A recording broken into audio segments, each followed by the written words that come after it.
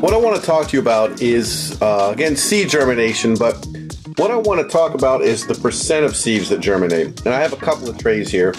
I'm going to zoom in a little bit. Let's look at this back tray here.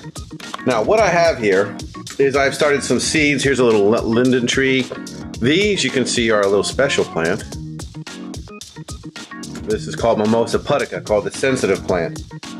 Back here, these are actually sycamore trees.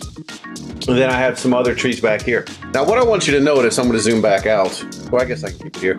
Notice that some of these did not germinate. When you germinate seeds, I like to start off with like a nice number like 10. It's easy to figure out the percent of seeds that germinate. The less seeds that germinate, that's a sign that something's not good. Now, usually the first problem with seed germination is when the seeds are old. Again, we look at this first tray here, you can see like these back rows here. I got no seed germination. I had some tomato plants that were 3 years old, tomato seeds that were 3 years old. They didn't germinate very well. However, when we look at, say, the squash here, which is in the front a little bit more, you can see that I got pretty good germination with the squash seeds here. This is squash. I also had nearly 100% germination with the lettuce.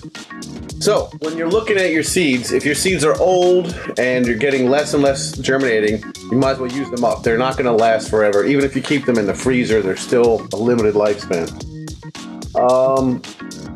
Maybe some other reasons. Maybe the seeds you're growing aren't having the proper environment. Some seeds need to be scarified. What that means is you need to soak them in water, or sometimes you actually have to crack the seed shell. Usually that's going to be a very large seed. Other seeds want to have darkness, and so you need to bury them kind of deep.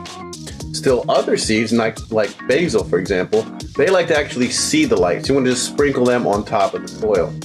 So if you're starting out, you might want to do a little internet search. You can, of course, send me an email. But keep track of the percent of your seeds that germinate over time. This will let you know if your seeds are getting old. When less and less of them germinate, it's time to maybe do a little breeding, get a new line going, or buy some new seeds.